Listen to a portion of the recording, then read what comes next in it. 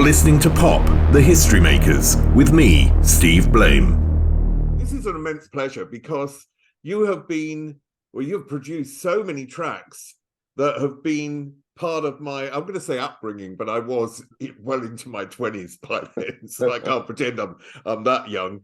Right. I want to start with your early upbringing and really sort of find out whether you were in a musical family or what type of family were you in? Were they creative in any way, your parents?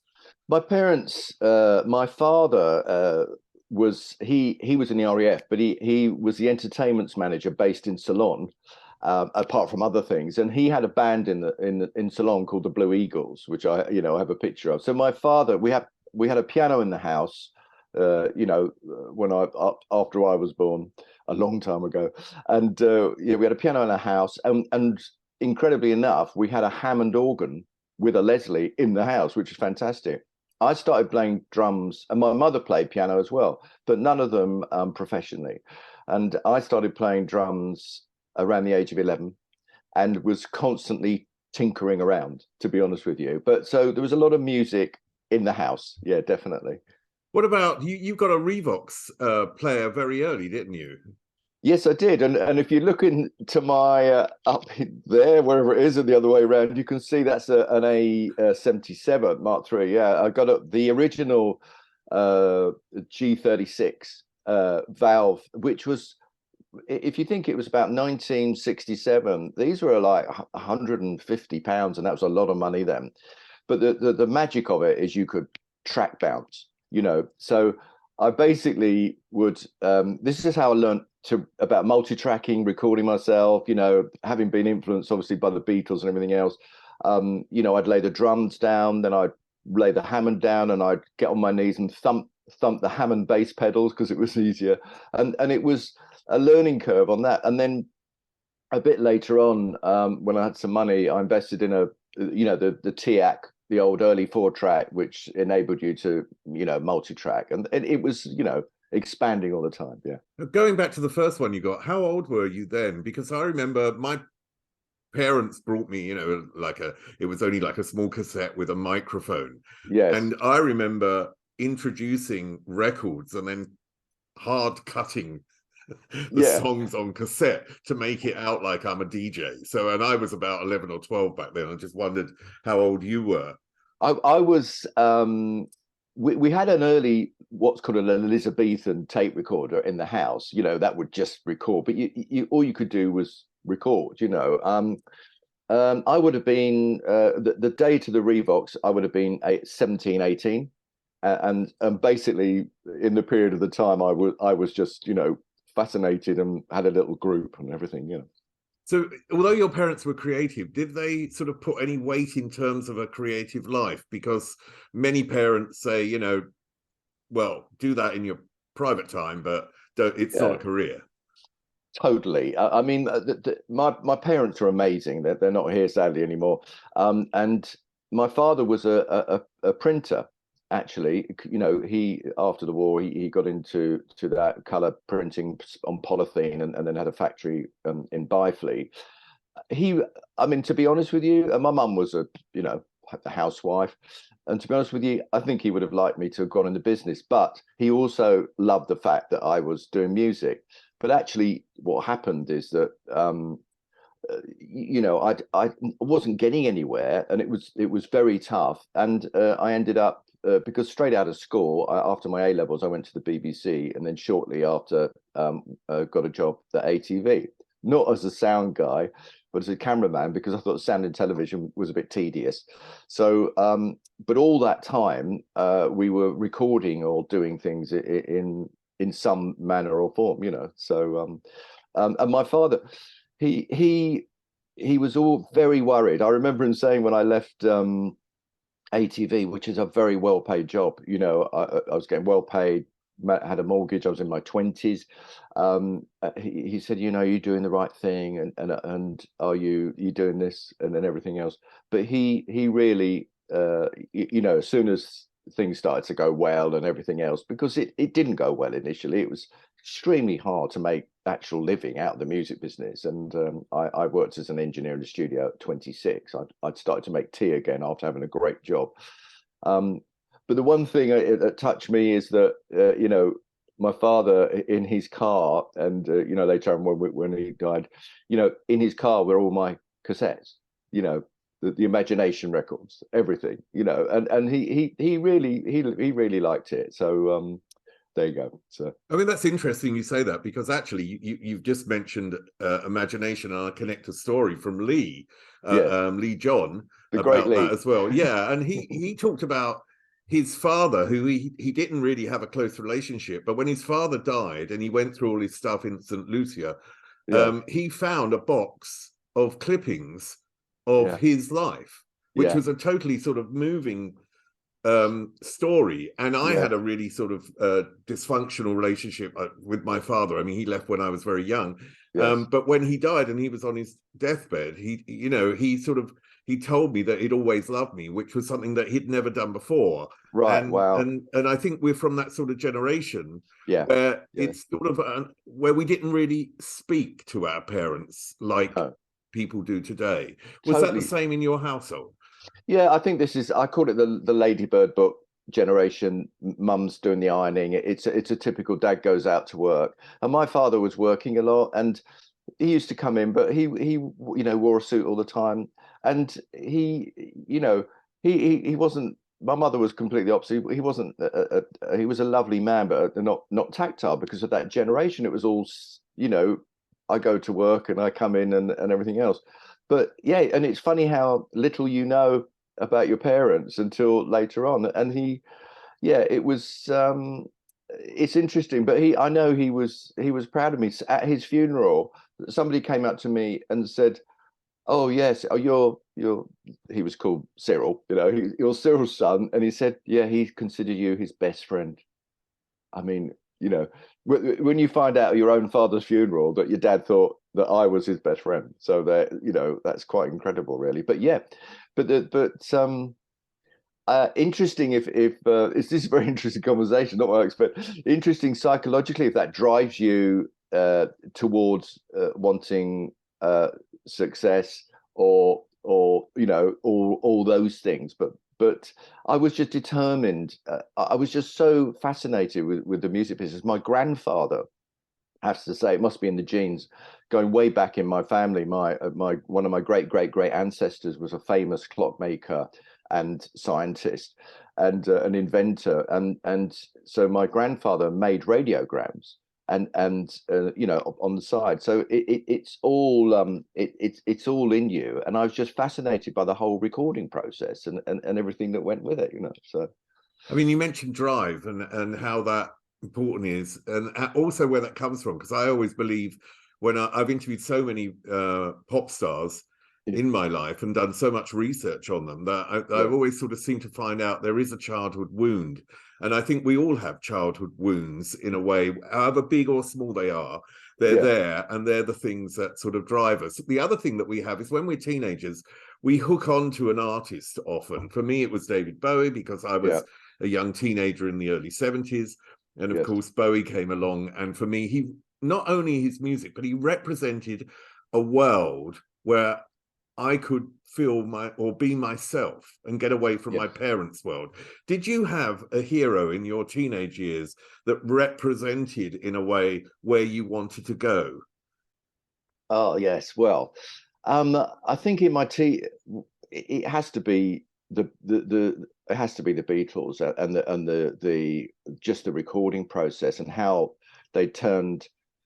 I mean, I listen to them still, and if you listen to the early albums and their first single, which wasn't a hit, and I remember seeing them on television perform it live, "Love Me Do," and I mean, it's a minor hit, but the whole thing about this sort of recording an album in 2 days with the band and everything else, changed to them using a 4-track machine as a creative instrument. And I think it's interesting because I have this conversation with colleagues now, that because we're creative people and I songwrite as well as produce and play, is that we have a sort of, it's not that we're better or from another planet or anything else. We don't feel we think the same as other people, and we're sort of conforming to things and routines is quite difficult. And I think that this is you know, the sort of the regimentation of early childhood, school, and the whole thing that was going on in the 50s and 60s. And outside, you know, then there was this, you know, like these albums were coming out with all this noise and you know, hippiness and everything else, and it was just like, wow, this is where I belong. I don't belong here. I wasn't put on this planet, although I did work. You know, I worked for my father on the bands and saved up for my first Philips cassette recorder, which I've recently restored. Can you believe? But yes, I think I think it's a driving thing. I've been, you know, I went to some nice schools, not private, but I didn't love it, and I you know, sort of doing exams, I hated it all, and everything else. You know, I just wanted to be creative and carry on, you know, do that sort of thing. Have you always listened to music differently from other people, do you think? I'll be honest with you, because of the exposure to it in my childhood, where my parents would go and see My Fair Lady, or, you know, the music, or Russ Conway would be number one, you know, with Side Saddle or something like that. I think I was exposed to a lot of easy listening stuff, you know, whether it be, you know, Mantovani, what have you, or an early jazz. You know, one of my mother and father's friends, the father, I went round to their house, and their daughter we were at school together, and he had a you know, a record deck with a Leek amplifier built into a cabinet, which I thought was fantastic. But he played Oscar Peterson, and I was exposed to jazz there, and I thought, you know, I really love this. This is fantastic. So yeah, it was very much you know, an absorption of everything, because and that certainly got into me, because even in people have asked me about this, in Body Talk, at the end of it, there's some really sad strings that go, you know, da, da, like this, da, da. And that is without a doubt the, you know, sort of early exposure to Michel Legrand, sort of, you know, that type of thing. Because I think that, you know, to all these genres creep into everything. You know, it doesn't matter what you say. You people tag it, oh, it's R&B, or it's hip hop, or it's, you know, jazz. But it's, yeah, it's a fusion of everything. Yeah. I mean, you mentioned you went first of all to the BBC, then you were at ATV, and I presume that's where you were cameraman on the Muppets. It is. Yes, yeah. It was. Yeah. With Jim Henson, who was the boss of the Muppets. First of all, what, I mean, you know, I mean, everyone knows the Muppets, obviously. Yes. They've been around for centuries, it feels like. So what was it like working on the Muppets? Was that just a job and something that you really weren't that keen on, or was it something that you had some passion for? It was one of the best 8 years of my life. The people I worked with were just incredible, and I'm friends still with a lot of them. Unfortunately, some of them passed away, but it was unbelievable. We'd never the people think the Muppets were shot in America, and they weren't. They were shot in Elstree in ATV studios there. The first thing we did, and we were doing a lot of shows for America because we were working in color in dual standard, PAL and NTSC, way before the BBC. So, you know, Tom Jones was delivered in color. We were doing all these specials, and all these American artists would come over. It was fantastic. But the first thing we did was Julie Andrews and Sesame Street. And they built Sesame Street in the studio. So we went, oh, wow, look at this. Because satellite, at that time, there was no satellite in the UK, you know, or anything really. So we weren't exposed that much to American exported TV programs. And so they built the set, and we did all this stuff, and then we'd never seen anything like it. Firstly, the first thing we saw is that the Americans would build the puppet or Muppet stages 3-4 foot in the air, so they could not crouch down like everybody was doing in the UK. And the other thing is they'd use on the Big Bird and stuff like that, they had radio links and monitors inside the costumes so they could see what they were doing. But the Muppet guys were just unbelievable. I mean, you know, there's Jim Henson, Frank Oz, who went on to direct lots of things, and they were just lovely people. And Absolutely brilliant at what they did. I mean, we would laugh. I'd find it difficult not to laugh, because when you're holding a camera, you can't laugh because you just, shake up and down. Some of the stuff we did was just hilarious. And of course, there's the outtakes of, there are some outtakes. God knows what happened to them of Fozzie Bear and, Kermit and Miss Piggy. After the cameras stopped rolling, I won't get any further than that. But I think they've been buried somewhere. So, but they were, it was a special time and a great sort of honor. My at the time my parents came and visited. I have a picture of my mother and myself with Kermit and Miss Piggy. The real, and it was a great time. But it was work, and it was hard work, because you're standing in the studios all day and everything else. I mean, I saw Alice Cooper, Peter Sellers, John Wayne. We saw Glenn Campbell, Gene Kelly did Singing in the Rain, and one of my claims to fame is I was there when we shot David Bowie and Bing Crosby doing the duet that they did, and the Christmas song, wasn't it? The Christmas, and seeing Bing sing Last Christmas. Yeah, it was Little Drummer Boy, wasn't it? That's sang? Right. Yeah, yes, it was for the last time, and he died 3 weeks later. So some of these stuff is happening, like making records. It's a long process to make an album, and you've got a track that you keep revisiting and sort of go back anyway. So I'll come on to that in a second. I just want to talk about, because working in that environment, that's where you met Steve Jolley, wasn't it? Correct. Steve was a sound guy. What connected you? Because to work together later on, there must have been a connection between you. So what connected you? Was it music? Was it just working there? What was it? Well, it was we formed a band called Chaser, and Steve we knew was a singer, and he was in the sound department. So we and Brian Grant, who was also a cameraman, and Brian later went on to direct Olivia Newton-John's Physical, Whitney Houston's You Got to Dance, Duran things, and everything else.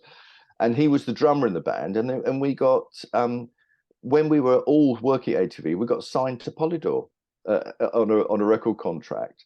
And even last week, someone sent, I've never seen it before, somebody sent me a picture of the session in Polydor that we did, and you just go, oh my God. And it was filmed. I've got the sound of the film, but not the film. But we can't find it anywhere. I was listening to one of the tracks, at Red Rum. That's it. Oh, you're very brave, Steve. You're very brave. Well, I was going to say to you, and I mean this in a polite and nice way, it didn't really musically have any of the promise which was later to come. No, certainly not. But it was, the story of that, as you brought it up, is that Peter Sains produced that, who had produced You're a Lady by Peter Skellern, and it was it was like the excitement of going into a studio, we were going into a 16-track studio into Polydor, which was in Stratford Street, and where Jimi Hendrix, they showed us the Jimi Hendrix multi-tracks, and the now used syringes for oiling the machines, so they were in a sort of like how can I put it, an altar to sort of Jimmy in there. But so it was just terrifically an exciting time for us. And we'd written this track, and there was a few connections, and Polydor said, yeah, let's go with it. And then I thought I'd had a heart attack because the horse lost the race. And Polydor were in force at Aintree with T-shirts, and as soon as the horse was going to win the race, they were just going to open the coats with the record on. Radio 1 had banned it as a sports record, believe it or not, but we're playing it on trailers, so it was selling actually. And then that was it. So we did some further recordings, but in the end, I think it's when Wayne Bickerton, who later on became a friend, was head of A&R, but he was like, we used to get chucked out for the Rubettes, of the studio, they just said, what are we going to do with them? So they just dropped us, as they do. So that was the end of our Pon and Tour career. So. Most people in their lives have a mentor who brings things to them, techniques into what their future will be, and so on and so forth. Was there one in your life, someone that actually was able to bring you the idea of what production is, or bring the idea of sound, and so on and so forth? Well, I think that if you imagine that the Red Bus is where I went to initially, was being built by Tom Hidley, who was a famous studio builder. He did studios called Eastlake, all beautiful, all shagbark carpets, rocks everywhere, like a sort of the very American looking. But this was a state of the art studio and was to become very important later on. So I'd taken the plunge and gone, this is what I want to do. I left ATV and I just thought, I'm going to be honest with myself and I'm going to give it a go. But of course, I had musical experience, and I knew how to, I had a bit of studio experience and multi-track. But when you're faced with a full-on studio and the techniques and the outboard gear and all the microphones and the orchestras, etc., there's a lot to learn really about, doing this. So it was very difficult for me because I'd been in an environment where, I had a lot of friends and it was a fantastic time to seeing a studio constructed, with builders. And basically I'd gone down the ladder to the T-boy. So, and I was the assistant. But a guy called Jeff Calver, who had produced the Walker Brothers and Lindsay DePaul and was a fantastic engineer, he really helped me a lot by teaching me what you do and what you don't do, with compressors and reverb and gates and microphones. And where do you think you stick a microphone on the flute? Well, you stick it above in the air and think, what is the correct way? What microphones do you use on violas rather than violins and cellos and trumpets and saxophones and this stuff? So I ended up learning a lot from him, and then I would engineer, and I could get great drum sounds because I was a drummer. So I'd be working with Barry Blue or any great producers that were around, and I'd be sitting there going, after a while of years of doing this, and it was hard work because it was like day and night. I was exhausted, and we'd use dead time to record. And after watching them, I thought, I can do this, I know what to do now. I know how to get these sounds and everything else. So I taught the owners into, and we were signed to them as producers, writers at the time and everything else.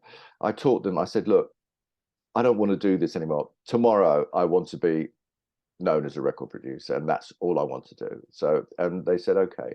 And at the time, Trident Studios had headhunted me and said, because I was getting work because of the sounds I could get and everything else. And I went to talk to them, and they said, well, we're going to pay you, I don't know, some ludicrous amount of money, way more than you're getting now. And I just thought, yeah, okay, well, I'll be engineering Elton John, Queen, whatever. But I will not be able to go into the production, use the dead time and the other stuff. And I made the decision. I went, no, I'm not going to do that. I'm just going to try and survive here on 2/3 less salary than I was getting at ATV. And 12 weeks later, they went down. Trident. So that was a lucky escape. So so that was it. That was a transition. So it was a case of, and I think the problem today, it's not a problem because I admire a lot of the work that's being done today. I mean, there's, all been done on laptops and the processing and everything else. But that grounding of actually, some guys today have had massive hits. They've never seen a real trumpet. They've never mic'd up a real trumpet. And it's to understand how these things interact with other outboard gear like limiters and compressors and reverb. And actually reverb is an extremely important part of making records. And if you misuse it, it can be disastrous. So things like that. So, I mean, these are, sorry, go on. I just want to go back to Jeff Calver, yes. Who worked with the Walker Brothers, yes. Because you mentioned he said to you there is a right way of miking, I think it was a trombone or something, on an or instrument, a flute or anything. sorry, Yeah. of miking something, and a wrong way. But I know whenever you're learning something, you need rules. Yes. You know what I mean? And Yes. actually, by breaking the rules, is you create something different. So Yes. when was the point that you reached that you broke the rules rather than went by the rules? Well, I think you need to. That's a very good point, Steve. Because what I'm saying is, you need to know how to do it properly before you can start to create yourself and break the rules. And once you know what this equipment can do and its capabilities, then you can start to push it, and you can push it because in the early days when there was no CDs and we were making vinyl, for vinyl, there were parameters you had to stick to. Otherwise, when you went to the cutting room, the cutting engineer would say, well, the bass is making the cut bounce, You can't put things like that extreme left and right, or the hi-hat's breaking up the cutting head, So there were issues like that, and it was very important that you went to the cutting room to learn about what the parameters were of the vinyl, and so I did that as well. But your question, yeah, very interesting. I think I started to it all started to come together because we were doing this dead time recording and everything else, and that's when Body Talk was created at that time, but was part of something else. And I sort of thought, well, if you wind the compressor up a bit, the bass drum really sounds, really wacky. And if you do this, and if you I'd listened to your earlier question, because I've listened to a lot of American things, even like Tony Bennett, right? I left my heart in San Francisco. There's this enormous splashback reverb. It's almost like, and I thought, how do they do this? Well, what they do is they use a thing called pre-delay or tape going into the reverb unit. So they delay the sound going to the reverb, which is what I used later on in the Spandau True. That's what that is. It's his voice being splashed back through the reverb. So I started to push the parameters, and we had a harmonizer, which was an early digital pitch changing thing, and it was very expensive. Everything was expensive. An AMS delay unit that would capture, a clap or something, one sound that was like we had to figure. These things were 10 to 15,000, just for one unit. But I started then to get creative and go, okay, you can do this, you can do that, you can push this, and we can wind these things up and change the sound of that within the limits. And then it's funny because then things started to happen, and everything else. And there was some great people working around. Colin Thurston was producing the early Duran records in Red Buzz. Martin Russian was doing Human League in there, and we were all chatting and going. And Colin would go in. He'd come in and go, oh. Simon Le Bon was staying with Colin because Colin was trying to help Simon develop as a singer and everything else. And Colin came into me and he said, what do I do about this? And how can I create an artificial double track? And what, any ideas? And we'd just converse and go, do this, try that, put the harmonizer on it, speed the machine up and down, we had no autotune for a long, long time. And I'm not saying Simon needs autotune, but and so basically we were all talking to each other about what bits of new gear could do, how you did this, and that sort of thing. Yeah, I mean, that's amazing because Martin Rush and Colin Thurston and yourself, I mean, three of the major producers of that era that you're talking about, who actually dominated the charts. And you always, well, I'm saying I always have this imagination of there being some competition, people being wary of, like, they've created a new sound that may be like something really successful, so I don't want so and so to have it. But the way you're describing it is a much more sort of open thing where you're able to communicate to each other. Was there a security in the sense you're working with a specific artist? I'm asking this in terms of you thinking about them as well. Working with a specific artist and knowing what was good for them, and that didn't really matter. You couldn't really pass that over because it wouldn't sound the same with Spandau as it would with Duran Duran, as it would with the Human League. Yeah, you'd get a situation, especially with the sound that we were, the bass sound, which was the thing I played on the Imagination records and created that sound, and we then used it maybe on a Bananarama record, and you'd get it sometimes from the artist. They go, they'd hear the record and they go, oh, it sounds like one of our sounds, or it sounds like. So yes, it wasn't. And funny enough, Cruel Summer was a track that we had, and I, not that he's made a mistake, but I offered it, we offered it to Leee, and he said, I can't see it really, but it wasn't in any state as it ended up. There's a story to that track as well. So.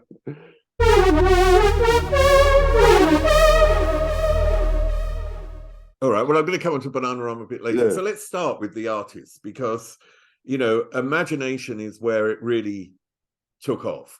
Can you remember meeting Leee John and what your impression was of him, the first time you met him? Steve, no one can ever forget when they meet Leee John. This is for sure. That's all I can say.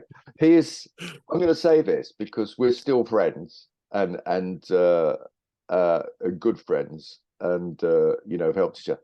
He's an amazing singer, and an amazing person, and one of the hardest working people I've ever met, and incredible. And when I met him, his character was just like larger than life, and this whole situation before Body Talk was, I think they'd made a track with Trevor Horn, who I remember meeting Trevor, who came in with his shoulder bag, and we had a quick chat and everything else. And this is an incredibly classic story. So I can't remember the title, but they'd made the track and then sent it to America, the multi-track, for remixing, and it never came back. So that was a problem. And then Morgan Khan, was then he was sort of involved with Red Bus. They sort of did a co-deal on an R&B deal for the R&B label.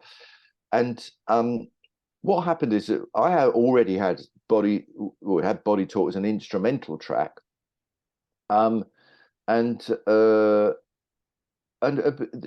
thing is, at the time that had different bass and everything else, and then I started to work on it. It was basically an instrumental that went, with the piano, and I just, there was something about it. Everyone was going, why aren't you using slap bass on it? Why? What is that synth bass on it? Why are you doing that? Why are you doing things that are different? Oh, why is it so slow? So, and I said, I'd listened to Rise by Herb Alpert, which was, I could tell what was happening over there. And I thought, no, this sounds great slow, and it came together because of the hand claps and everything else. Anyway, to cut the long story short, I had that on a cassette and took it home, and nothing was happening to it. It was going to be what's his John Curry, Anthony Curry skating theme or something. I don't know what was happening, and it was just like I went into the living room. I could see the cassette on the shelf, and it was just like going, do something with me.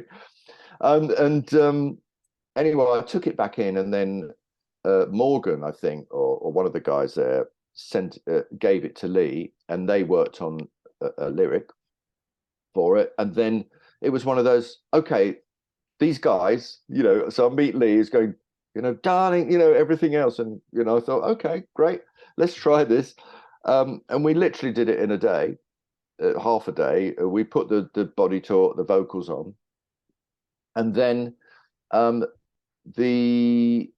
it was recorded in its long format. All the Imagination tracks were recorded long, 6 minutes and everything else.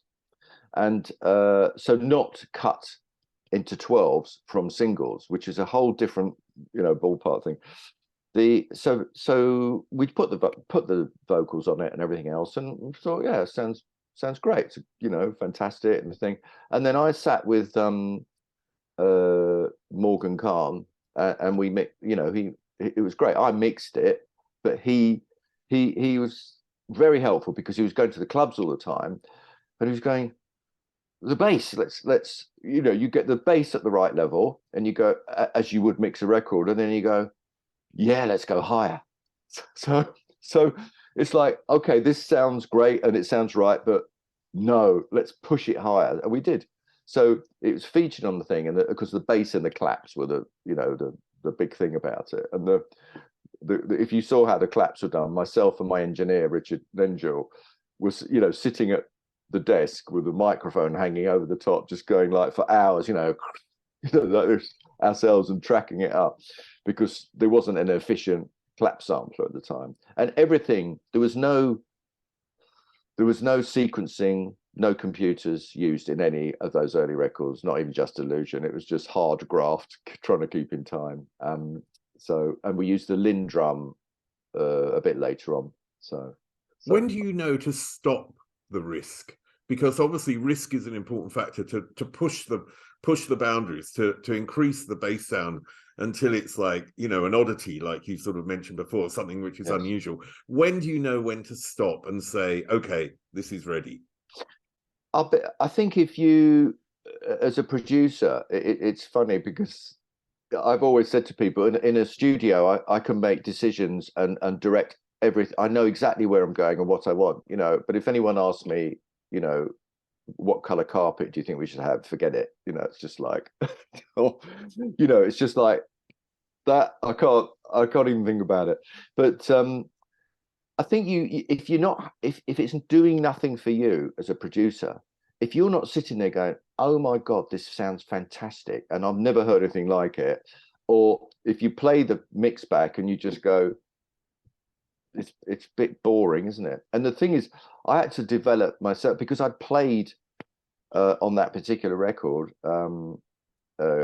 Graham Jarvis, who's no longer sadly with us, a great drummer, had drummed on it, and I played everything else on it myself. So you get to the point there where you're sitting at a desk and you went, oh, that overdub there took 3 days.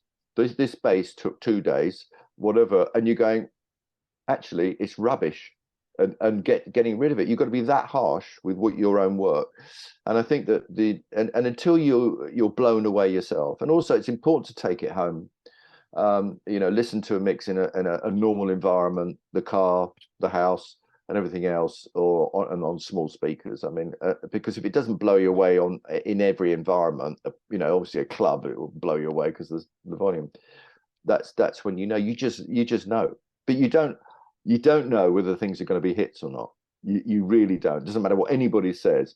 I've revisited tracks where someone's asked me to do an edit or something after they've been a big hit, and it's like you get the tape out and it's got sparkles on it. You know, it's just like it's been blessed. You know, I can't explain it, but there's no way you just. I mean, True, when the first time we worked with Spandau was with Lifeline, and then they asked us to do the True album, and then when we got round to True as a single, I was in shock. I just said, are you serious? That's 6 minutes long and it's a ballad, you know. I mean, radio, but you know. So I did more work on it, but anyway.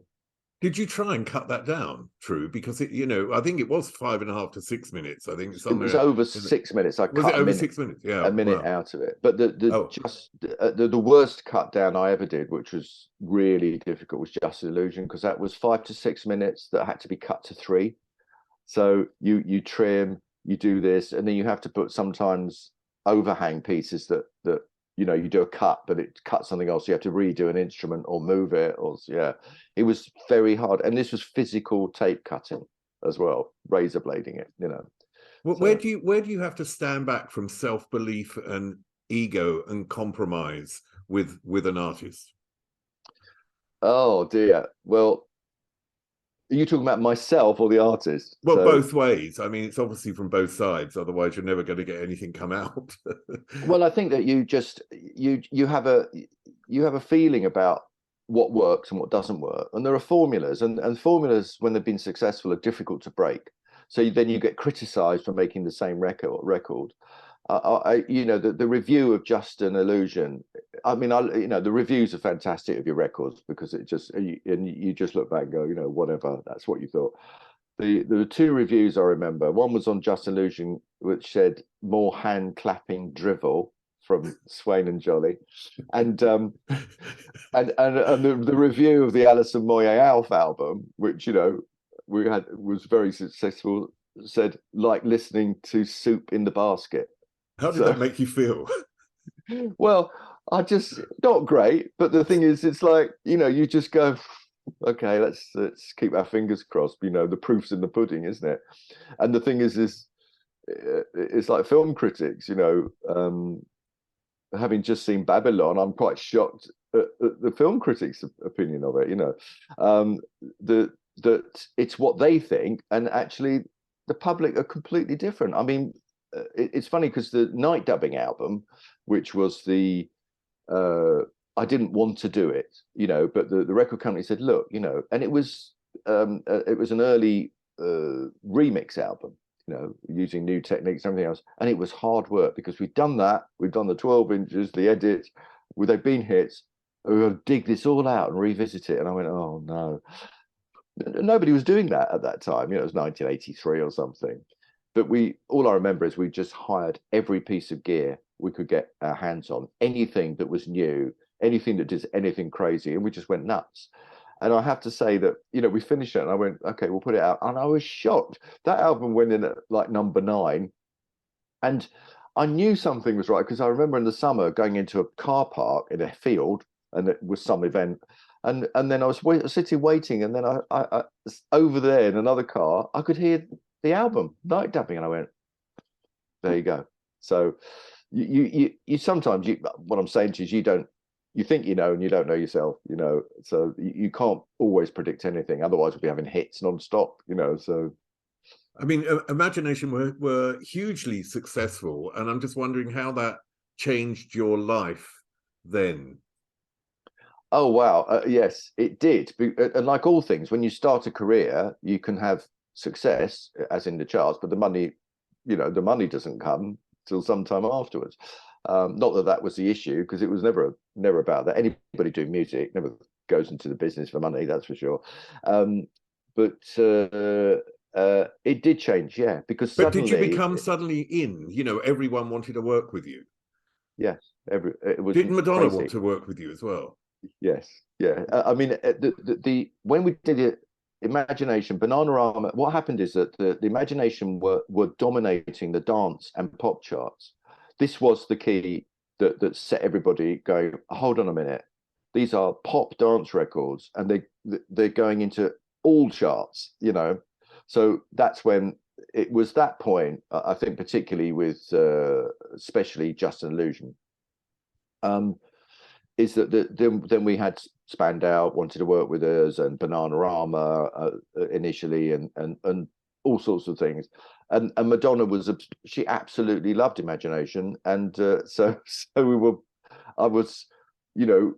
she wanted to work with us, but it was a time aspect, because we were so busy, and we never said no to her. I just said we can't do it until August, but she was phoning me every day in the studio, literally saying, when are you going to come?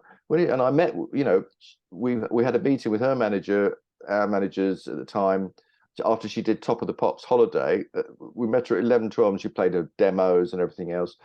And Seymour Stein, who was the head of Sire Records at the time, he said, I met him later, because obviously she did the Steinberg and Kelly track, Like a Virgin, which what broke her, as a huge pop artist. And I don't think that, no disrespect to her at all, she's an amazing artist. I don't think we would have lasted more than 3 records, to be honest with you, because she loves to move on, and she's very clever. She goes, they're the best, I want them, whether it's William Orbit or anybody else. She's very smart. So I think she just thought, these guys are getting huge hits, pop and dance, I want to work with them. And so that's what happened. So it was, yeah. But I went later on, I said to Seymour Stein, I'm talking about 3 years later, I said, "Can you believe, Seymour, that we didn't work with her in the end?" He said, "So what?" He said, "You did the ALISON MOYET album.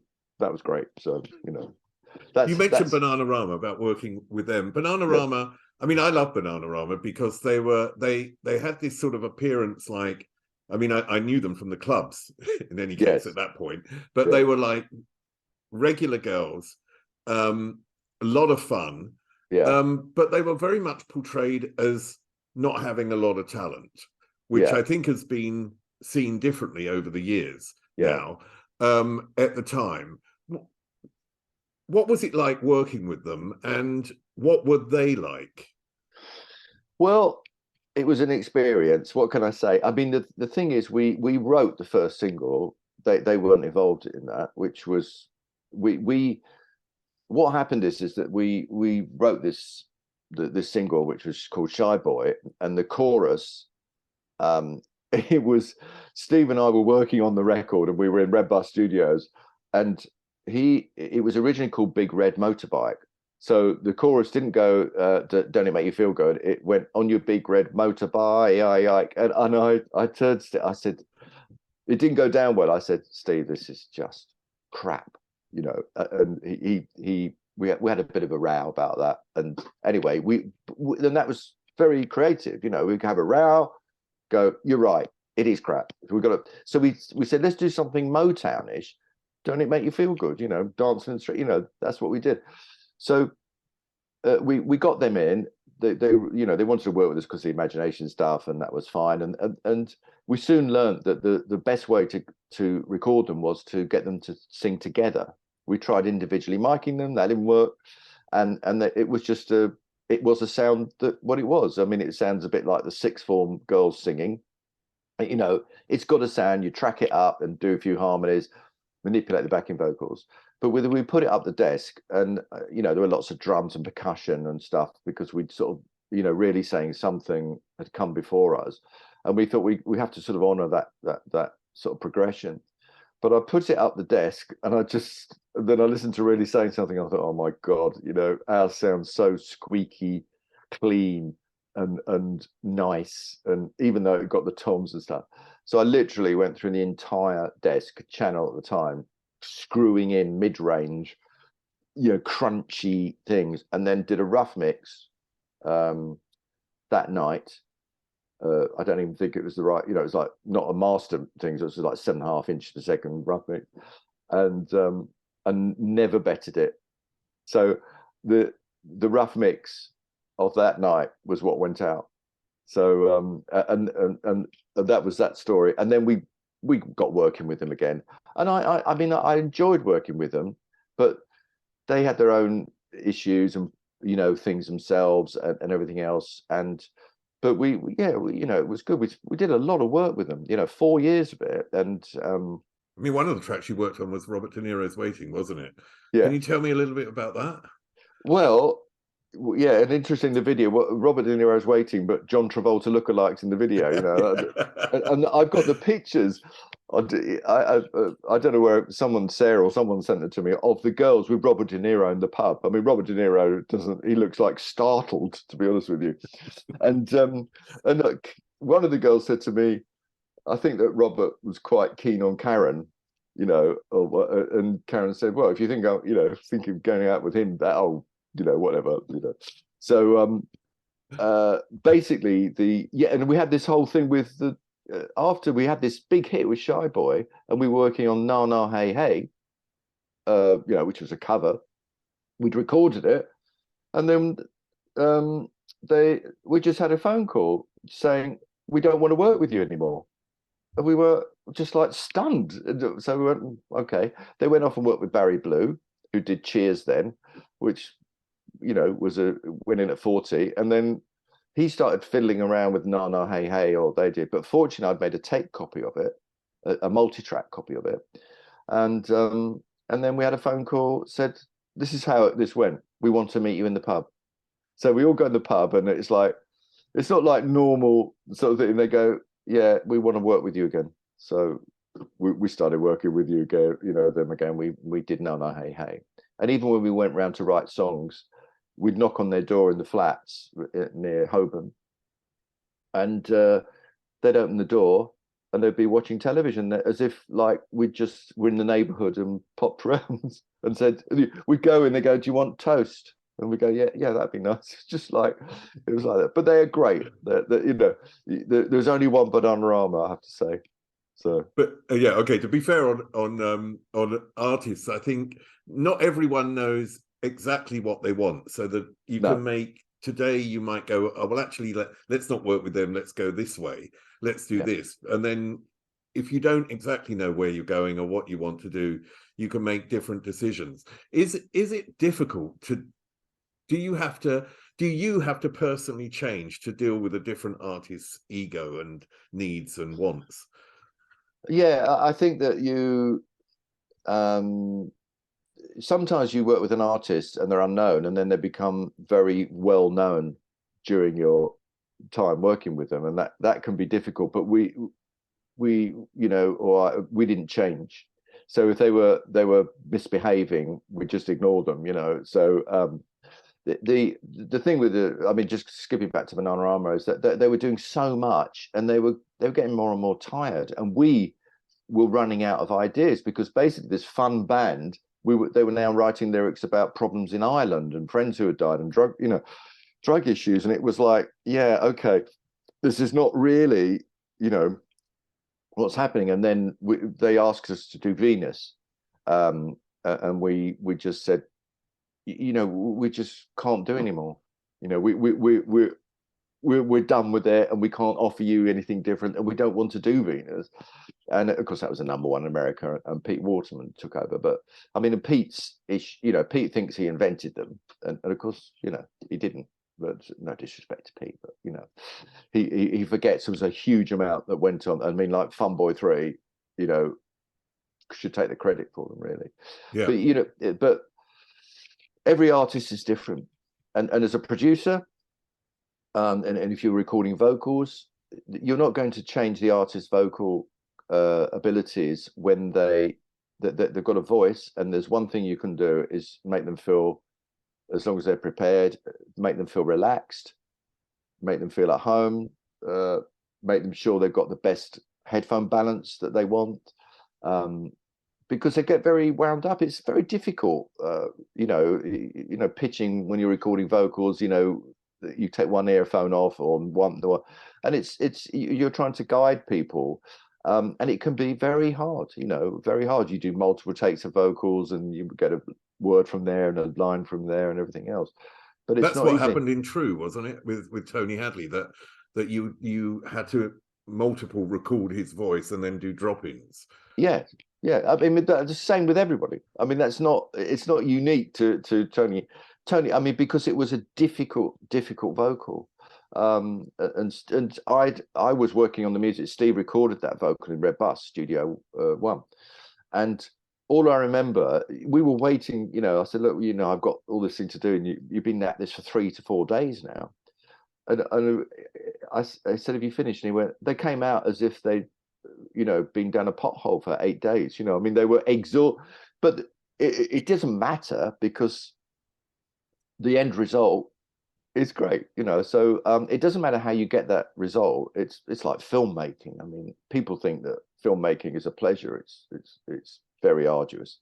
But there are some artists that just walk into the studio, like the famous story with Tina Turner, yes. Who walked into the studio with Martin Ware and just, recorded it. He thought it was a practice yes. go through, yes. and for her, that was it. It was done, Yeah. It was, and it was. Well, you do. I mean, with Alison Wood, she was always eager to sort of finish and go home. And she's got she's a fantastic singer and has got a great voice, and she could, deliver it pretty quickly. And there's lots of soul singing, and Leee is great. You don't, people can just deliver it and then you go, let's do that a bit, let's do that, but it can change. Circumstances can change, and they can, be difficult and everything else. And also, it's what's going on in their life. If they've had a terrible journey to the studio, they can be very wound up. And they just can't do it. And sometimes you have to make the decision, let's come back tomorrow and do it. Let's do it another time.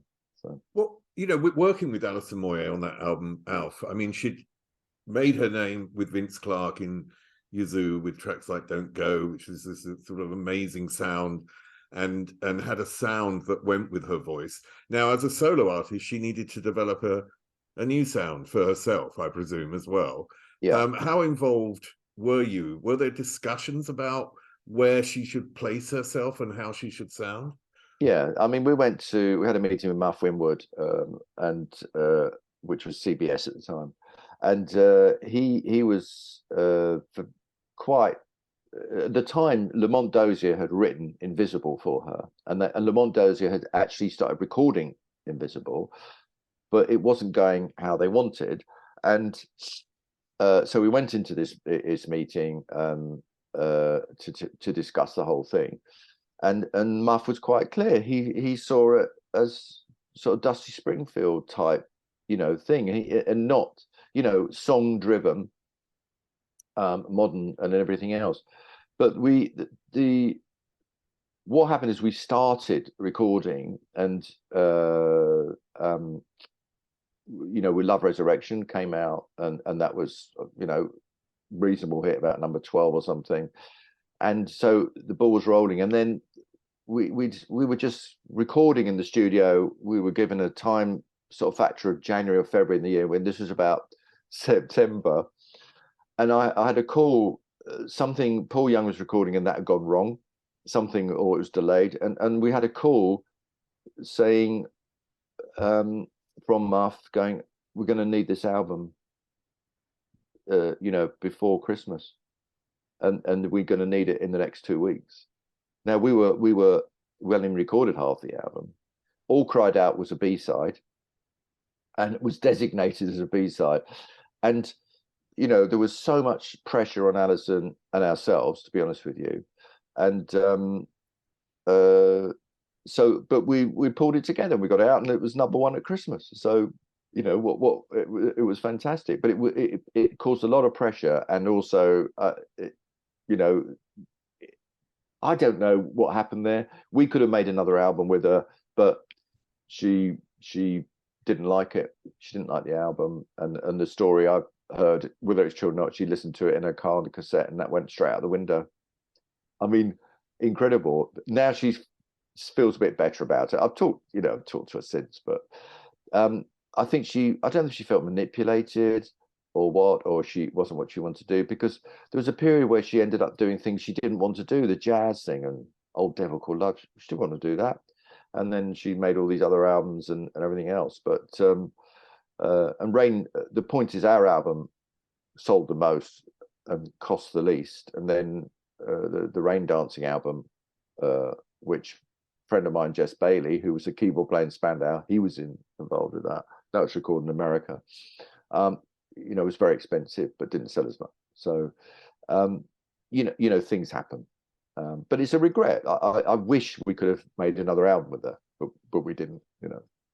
Frankie Knuckles had mentioned imagination, the sound of imagination, as being very influential in the development of house music.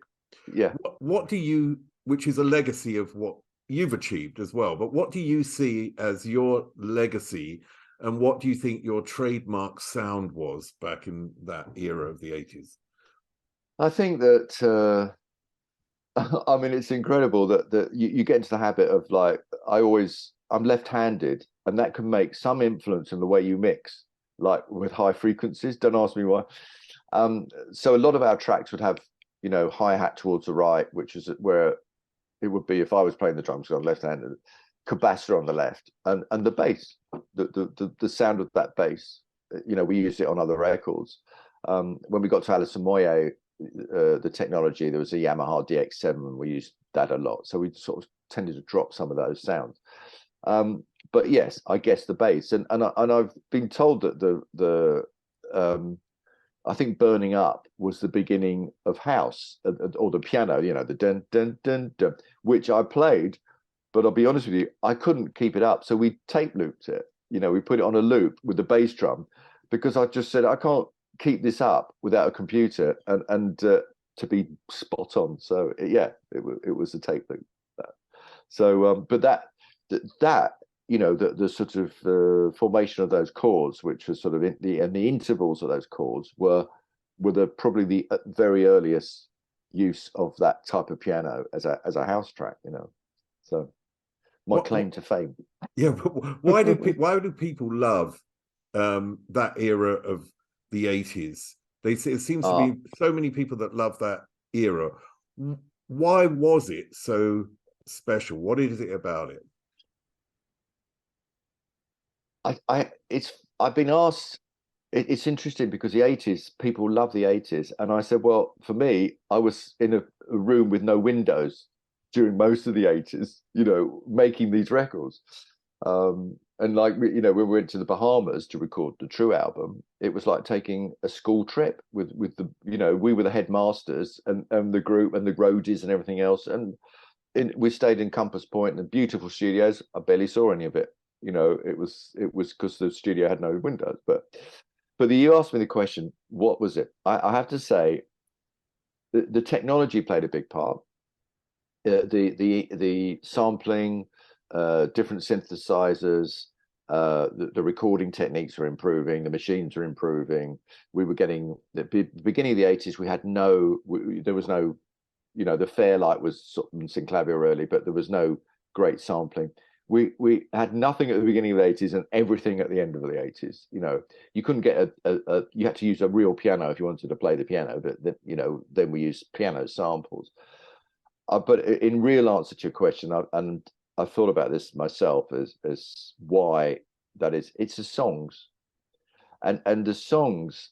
If you listen to some of the disco hits of the 80s, coming in from America, whether it's Kool and the Gang or Earth, Wind and Fire. My God, September, is still an incredible track, and it's just it's just sound and the songs combined, and I think with the imagination stuff, that's what we did, and we wrapped it a pop track in a dance track, and I think that's it. And I don't think there are some good songs around, but they're few and far between now. And the genres, the sort of age group, there's no record shops, and there's all the media is being dumped in charity shops, and it's like disposed of as if it's worthless. And I think that it's just changed so much. But what's interesting is the radio's still playing my records, which I'm very grateful and flattered about. And so that means there's a hunger for this music still, and these songs. But if I wrote a song now that was like something I'd write in the 80s, the record company go, well, what do you expect us to do with that? It's like it has to be old to get played. It's peculiar, Well, Tony Swain, thank you so much. And I want to again say what I said in the beginning, because you've made such a massive contribution to pop culture and created some of the most beautiful songs of an era that was very important to me, and I'm sure to many other people. So thank you. Well, Steve, it's been great to talk to you, and I've really enjoyed it. So thank you, and see you soon. Up there is an interview I recommend. Down there is where you can find all the podcast interviews, and here is where you can connect.